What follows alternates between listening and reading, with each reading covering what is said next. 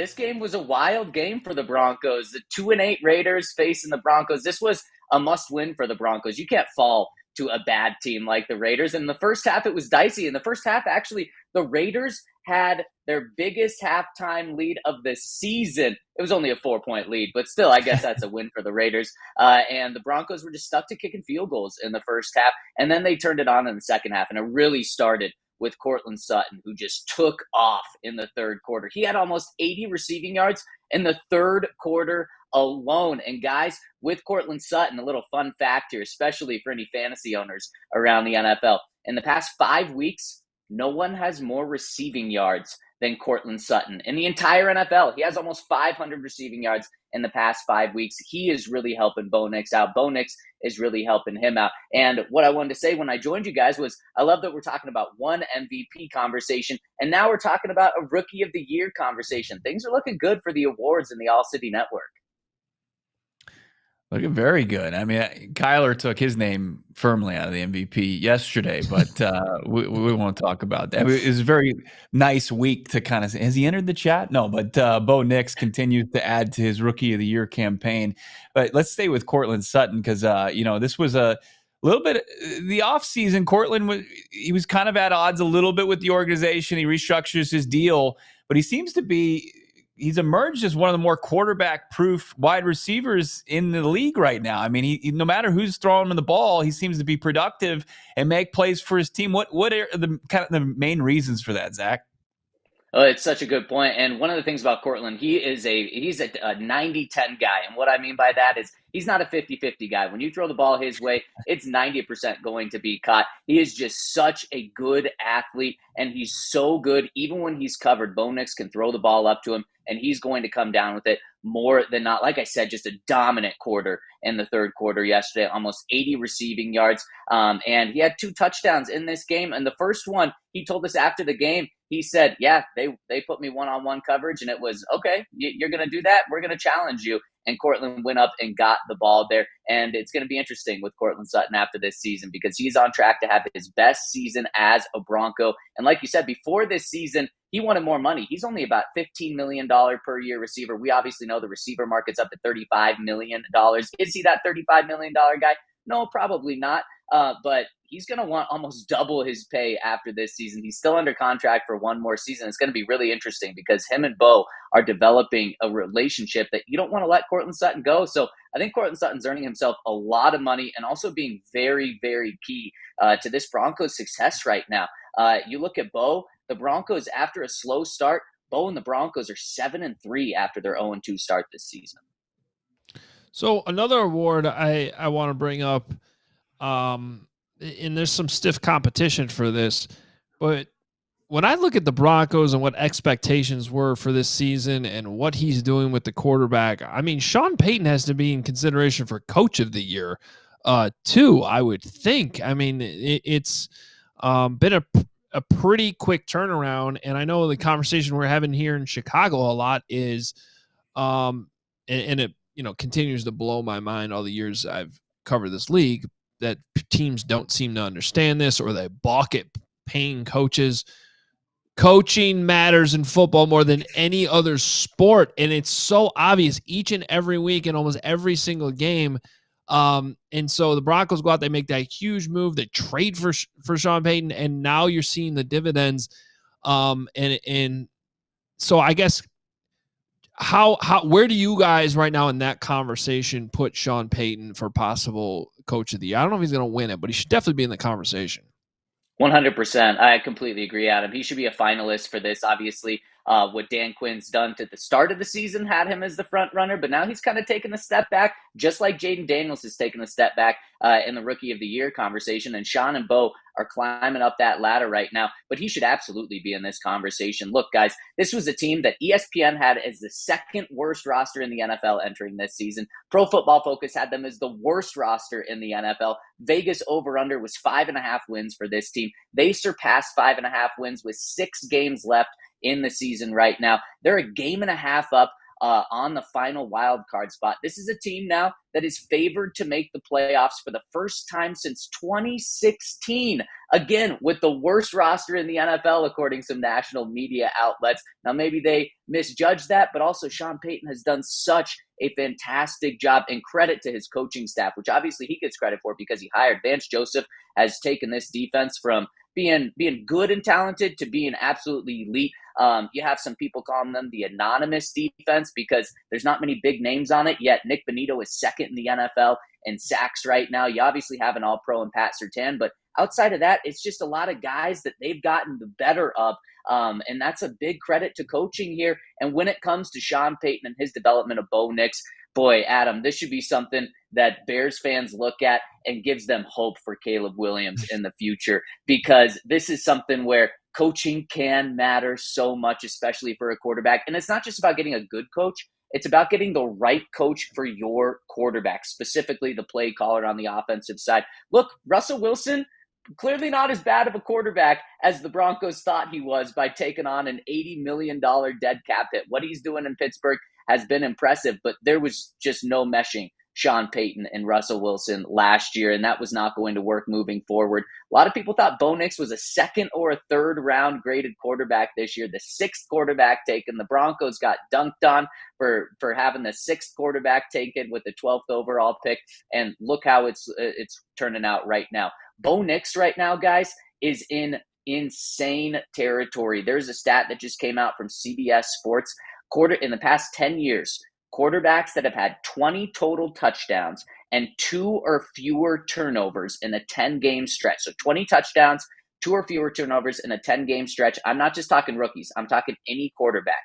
Aaron Rodgers, Drew Brees, Tom Brady, Patrick Mahomes.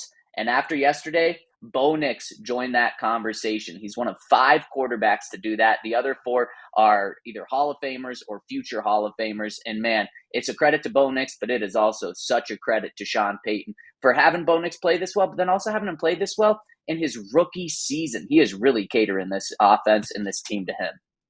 So, company there. Real yeah, quick, go ahead. Yes, real quick. Well, I just want to I don't mean to change the conversation, but I feel like you two are very qualified to speak on this because you've both covered, head coach quarterback situations that worked well or didn't work well. Because here in Chicago, everybody's like trying to figure out how you maximize Caleb, and then all of a sudden in the last 2 weeks, after they make the coordinator switch and they bring in Thomas Brown, who has already interviewed for a bunch of head coaching jobs, who was Sean McVay's assistant head coach. He had that title with the Rams when they won the Super Bowl. I think we're all trying to figure out, well, is there a world in which you just promote Thomas Brown and make him the head coach if the pairing with Caleb seems like it's working? Zach, I'll start with you, but Bo, I also want to hear your opinion on this. Just like, how important is that relationship that should override everything else? Like, if they're meshing together, if it's working, do you go all in and just say, well, then just hire him because you don't want to mess with that dynamic? You don't want a Nathaniel Hackett. Nobody wants that. No one wants that situation to play out.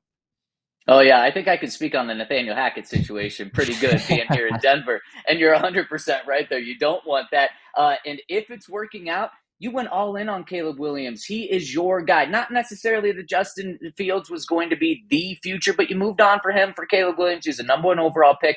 And if they are meshing, then you do that. Now, you interview other guys, but you 100% do that because you look at what is successful with these head coach and quarterback pairings. And that outside of the Cincinnati Bengals, if you have your quarterback playing well, you are going to be a playoff team. And this Bengals team is such an outlier, not just this year, but in the history of football, specifically the last 10 or 20 years when quarterback play has been even more important. You have that quarterback playing well, then that is your future and you will have success. So if it's really that good of a connection, you have to give that a very serious consideration.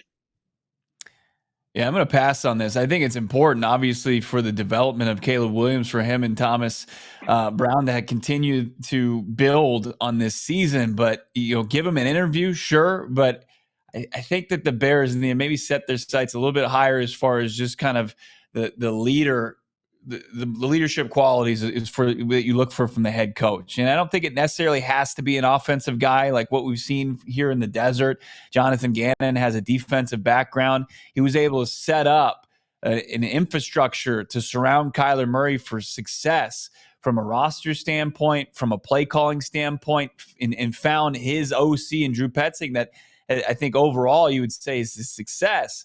If Brown can continue on as their OC, if the new head coach likes Brown and they mesh well, I can see that relationship continuing. I just think it's a little far-fetched to go from passing game coordinator to OC to head coach. I don't know if that path has ever been successful at the NFL level. It seemed to me that could be a little unprecedented. Wasn't that Kevin O'Connell though? And I think he's having a ton of success now. Just because one guy's done it, Bo, to be totally fair to you, doesn't mean that it's just going to work because some guy's done it in the past. Right. Well, we might see that climb possibly by Friday. To be, I don't know if somebody's actually that's not true, because I was going to say I don't know if anybody's ever gone from consultant role to head coach by the end of a season, but then again, the Colts hired Jeff Saturday, right, out of a TV studio. So we've seen crazier things happen. So what you're saying, really quick, Adam, what you're saying is you might become the Bears head coach, going from analyst to head coach here. Well, that would be even crazier than the Jeff Saturday hire. It certainly would. Zach, let's as we let you go here on the Broncos, tee us up just here on what's remaining for Denver to hold on to a playoff spot, because I think right now your guys' mentality's got to be, man, if they make the playoffs, that's a successful season. And right now they're sitting in that 7th seed. What's the path here to hold on to that? Because I don't know that the competition's too stiff behind you guys, but man, those Miami Dolphins sure are coming on strong all of a sudden. Man, that's a scary one right here. And Bo Nix is playing tremendous football. But when Tua has played, you talk about head coach and quarterback just being on the exact same page. Mike McDaniel and Tua are just a perfect match for one another. And when Tua plays, the Miami Dolphins are absolutely fantastic. And now they're a game and a half back of the Broncos. They've jumped the Colts. They've jumped the Bengals for the Broncos' biggest competition here for that final playoff spot. The Broncos have a Monday night game against the Browns next week. You got to win that one. Again, I know the Browns are coming off a big win, but that was a tough division win for them. You have to beat a 3-win team when you want to make a playoff push. And the Broncos have a bye week. It's Sean Payton's latest bye week that he's ever had in his career. And that's going to really help the Broncos for this stretch, because they've got the Colts at home. They win that game, they pretty much eliminate the Colts from this wild card spot. Then they've got the Chargers, which was flexed to Thursday Night Football, the first Thursday Night Football flex. This could be for playoff positioning, and that could be a massive game when it comes to the seeding. The Broncos right now scheduled to go into Buffalo in the first round of the playoffs. That's about the most difficult game you could have. What Broncos fans want is they want to be matched up against the Pittsburgh Steelers and Russell Wilson. I know Sean Payton would love that matchup. Then they've got the Bengals. If they win that game, they will eliminate the Bengals from pretty much the wild card consideration. That and the Chargers game with the Colts are just huge for playoff implications. Then they round out against the Chiefs, and by that time, maybe the Chiefs have everything wrapped up. So this is not a gimme for the Broncos, but like I said earlier, this is the first time since 2016 the Broncos have been favored to make the playoffs.